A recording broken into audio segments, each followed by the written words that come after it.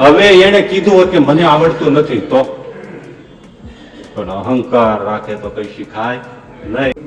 પત્ની પતિને કહે તમે કયો શું બનાવી રાખવું, તો તને જે મન પડે બનાવે એમાં મને શું નકામ વચમાં નાખે છે.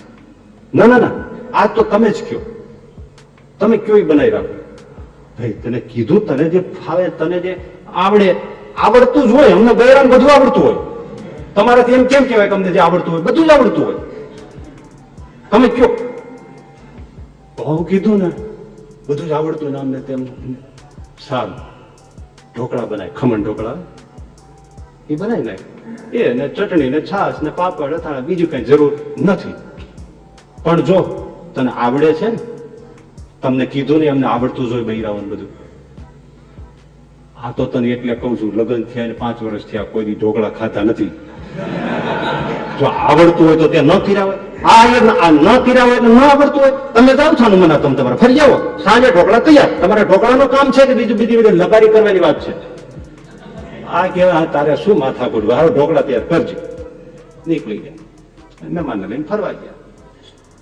પેલા છે ને અત્યારે જે તરત ને બેસનનો લોટ લાવે અને એમાં તરત લીંબુના ફૂલ ને પેલો સોડા ને બધું નાખે, ખાવાનું સાજીના ફૂલ નાખીને ફટફટ ફટફટ હલાવીને પછી એમ ઢાળીને પછી વરાળમાં નાખીને જે ખમણ ફૂલે મલમલિયા કરી નાખે છે, એવા ઢોકળા પેલા ન કરતા, પણ આથીને કરતા.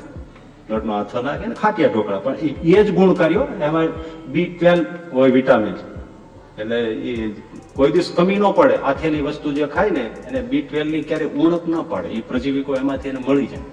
મોટામાં મોટો સોર્સ એ છે. એટલે હવે આ ઓલા તો વયા ગયા અને આને હટ કરી લીધી, અમને બધું આવડતું હોય, અહંકારનું પૂતળું. હકીકતમાં આવડતા નહોતા, પણ હવે અહમ એટલે પછી મૂંઝાણી. હવે ઢોકળા કેમ કરવા? એટલે પાડોશમાં ઉબડ્યા.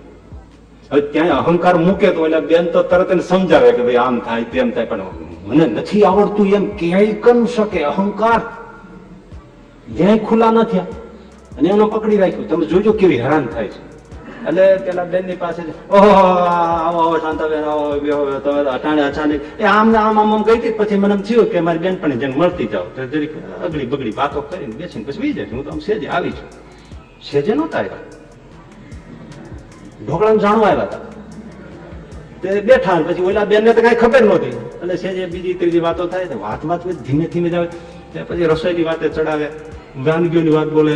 એમ કરતા કરતા પછી કે આ ઢોકળા છે ને આમ તો સારી ચીજ છે, હજી કેતી ને જ મને આવડતું નથી. ઢોકળા બહુ સારી ચીજ છે, પણ એમાં હવાની અક્ષરટી જુદી હોય બેન. હું બનાવતી હોય એ મારી રીત હોય, તમે બનાવતા સારી રીત હોય, તમારે કંઈક એવી સારી હથરોટી હોય તો મને કંઈક વધારે સારું જાણવા મળે. તો આમ ઢોકળા આમ આપણે કેવી રીતે થાય? આમ તો આપણને બધું આવડતું જ હોય બેન, પણ આ તો સેજે આવી હતી તો એમ થયું પૂછતી જાવ અને આપણે કંઈક વાત કરે તો વાતચીત થાય એટલું. બાકી બીજું તો આપણને જ બેન આવડતું જ હોય ને. એટલે કે એમાં તો બીજું શું છે, સારું થવામાં મસાલાની પ્રમાણતાની વાત છે. તમે સારી રીતે સરખા, બાકી લોટી ના હોય બધું એનો મસાલો સરખો પડી જાય એની વસ્તુ સર તમે આંગળા કરડી જાવ એવું શાક થાય. મસાલો જરા ઊંધો પડી જાય તો ફેંકી દેવાનું મન થાય. તો એવું જ છે ને, રીંગણાનું શાક એનું જ હોય. મસાલો તમે એવો નાખ્યો હોય તો મારે આમાં કરી નાખે, અને જો મસાલો ઊંધો પડી જાય તો મસાલાની વાત છે.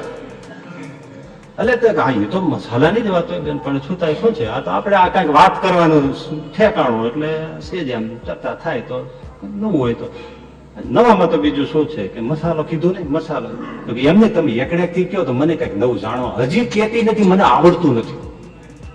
એટલે ઓલી બેન કે આમાં એવું છે, જો એ ચણાની દાળ લેવાની, અમુક માત્રામાં ચોખા નાખવા, બેને ઘંટી હતી દળી નાખવા, હાથ ઘંટી તે દીધી, કરકરો લોટ. હા બેન, એ તો આપણને આમ તો ખબર જ હોય, પણ આ તો સેજે પૂછતી જાવ. બાકી કરકરો જ રાખવો પડે ને, ઝીણું રાખીએ તો ચીકણું થઈ જાય. હા બરાબર છે.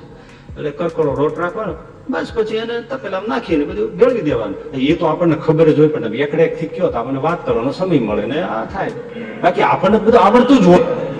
એ તો ભેળે ને ભેળું તકિયા કલામ આપણને આવડતું જ હોય, આપણને આવડતું જ હોય. પણ એટલે ઓલી બેન કે હા સારું તો કહું. એટલે એમાં પછી શું છે, આ લોટ એમાં ખાટી છાશ નાખવાની, ગરમ પાણી નાખવાનું, અને ગરમ બહુ ગરમ એને બહુ ઓલું નહીં, હા હા હાથ દાજે, હા હાથ દાજે નહીં એટલું એવું લઈને બધે ગઈ નાખવાનું. હા બેન એ તો આપણને આવડતું જ હોય પણ આ તો સેજે આપણે બેઠા છીએ તો આપણે વાત કાઢીએ બાકી આપણને ખબર જ હોય ને આ કરવાનું હોય તેમાં ગરમ બધા છાશ નાખવાની પાણી નાખવાનું અને ભેળું કરી નાખવાનું ઢોકળા તો આમ જ થાય હા બસ તો બીજું શું આમ નાના પડતું તમે કહો મને સાંભળે મજા બહુ આવે છે સારું તો પછી જે ધોઈ નાખ્યું ને એટલે પછી એમાં આખા થોડા મેથી દાણા નાખવાના અને ઝીણી ધાણી જે આવે ધાણા નહીં સૂકા ધાણી લીલી સૂકી આવે નાના દાણાની એ ધાણી થોડી નાખવાની એટલે એ એની આધારે પોહી જાય તો સ્વાદ સારો આવે હા એ તો ઈ જ નાખવાનું હોય ને ઢોકળામાં ઈ જ પડે બીજું શું પડે બસ પછી તો બીજો શું મસાલો પણ ઓલી બેનને ખબર પડી ગઈ કે આ છે ને આ કોડી કેતી નથી મને આવડતું નથી અને પછી એને ગોટે ચડાય અહંકાર મૂક્યા વગર આવડ કઈ શીખાય મૂકી દેવું પડે ભાઈ મને કઈ નથી આવડતું બાપા તમે કયો એમ થાય તો એમ કીધું તો કઈ વાંધો ન તમે છેક સુધી પકડી રાખ્યું આપણને તો આવડતું જ હોય ને આપણને તો આવડતું જ હોય ને અને પછી ઓલા જે કર્યું એ તમે સાંભળો એટલે કે બસ આ ધોઈ નાખ્યું પછી મેથી થોડા દાણા નાખી દીધા હા બસ પછી મીઠું નાખી દેવાનું થોડું માપસરનું અને સૂકું મરચું લીલું મરચું નાખવાનું અને એ નખાઈ ગયું અને મિક્સ કરી દેવાનું ભેળવી દેવાનું અને પછી ઉપર લીલી કોથમરી છાંટી દેવાય અને ઢાંકી દેવાનું ઢોકળા તૈયાર હવે એને કીધું ને ચૂલે ચડાવવાનું એક એક ડીશમાં આવી રીતે ઢાળીને પછી વરાળમાં મૂકવાનું બાફવાનું પછી કટકા કરવાનું આમ કરવાનું પછી એને કાંઈ કીધું નહીં બસ ઢાંકી દો ઢોકળા તૈયાર હા બેન તો આપણને તો આવડતું જ હોય ને આ તો છે આવી થયું એમ થયું કે આપણે કઈક બે વાત કરીએ અને ભાઈ એને હાથી તપેલું ભરી અને ડોબાનું ખાંડ તૈયાર કરે મૂકી નાખ્યું અને હાજે ઓલા ભરી જવાન ફરીને આવ્યા હાથ પગ ધોયા લાંબા પટ્ટા પાથર્યા બેઠા થાળીઓ મૂકી કાંસાની મોટી થાળીઓ મૂકી તાસળીઓ મૂકી એ બધું મૂકી પ્યાલા મૂક્યા ઢીચણિયા મૂક્યા થોડા ટેકા માટે લાકડાના અને મોરલા વાળા ટકિયા મૂક્યા અને બેઠા ડંકો લઈને નીકળી પીશું પ્રવાહી ઢોકળા ડંકો લઈને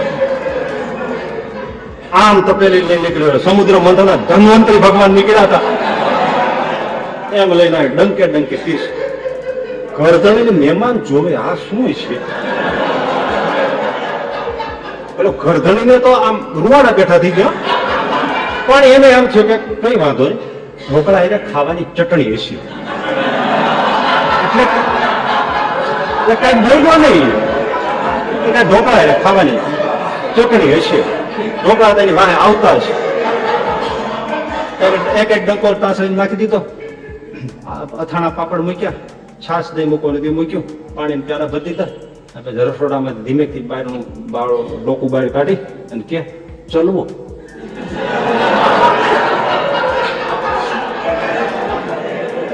આને ઓઈલો વીખ્યો ચલવો ઢોકળા તો દે કે ઈ શું છે